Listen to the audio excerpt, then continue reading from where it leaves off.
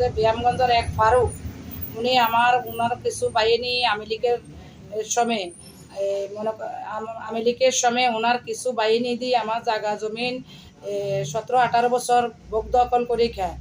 এখন 5 আগস্টে যখন 5 আগস্টের পরে আমি সেনাবাহিনীর কাছে একটা লিস্টি করার পরে আমি আমার সম্পদ ফিরে চাই।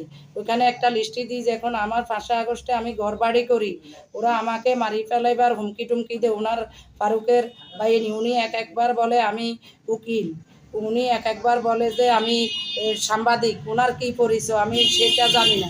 ওনার বাড়ি হয়েছে ব্যায়ামগঞ্জ, উমর ফারুক। এখন ওনার কিছু উনি 5 আগস্টের পরে ঘর বাড়ি ভাঙ্গার পরে মনে করেন পরে উনি সরে যাওয়ার পরে 5 আগস্টে আমি বাড়িঘর করি, উনি আবার কিছু লোকজন লাঠিয়াল বাহিনী দিই আমার বাড়িঘর উচ্ছন্ন করতে চায়, আমাকে দর্শন করার হুমকি দিতে চায়, আমাকে উঠাই নিয়ে যাইব।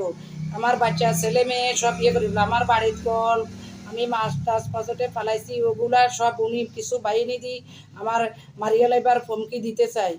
আমার ওয়ারিশন এই জমিনের 11 জন। আমার বাবার নাম হয়েছে আব্দুল খালেক, আমার মায়ের নাম হয়েছে ফিরোজা খাতুন। আমি এটা সরকারের কাছে আমি বিচার চাই।